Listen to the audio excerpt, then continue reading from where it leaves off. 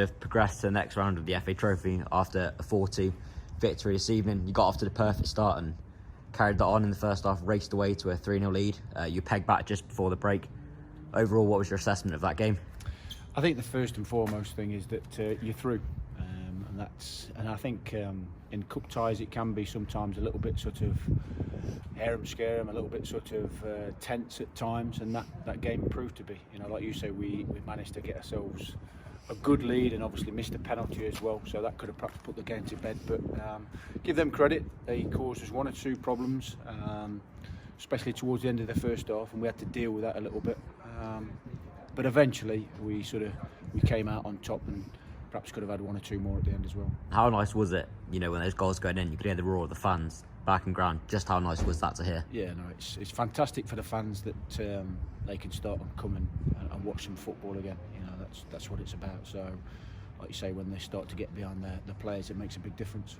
You made a double change at half time. Can you talk us through that? Was that a tactical decision or one you were forced into? No, Matt was feeling a little bit of his glute, and Kev's you know, got a little bit of a calf strain there, so we'll have to assess him and see how he is. So I suppose that's the downside to the evening in that respect, that one or two players have picked up little niggles and knocks. Yeah. Obviously went off, we looked a little bit lost our shape for a few moments. Are you going to be looking in January to perhaps bring players in to strengthen those positions? Yeah, I think the group needs competition for places for sure, and I think that's the biggest thing in terms of any group of players, especially when you're towards the top end of the table. So you know that's an area that we'll be looking to improve for sure. How has your first week in charge been? Have you had a chance to implement the style of play that you want to play on the players? I think things are set in respect of, you know, the shape that the team plays. So to sort of start and change things around would be foolhardy in that respect. And also the team's, you know, picked up 2 good results, 2 good wins.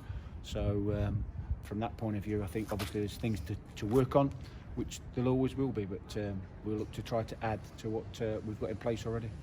As I said, the fans were back in today. How important was it to deliver a win for them?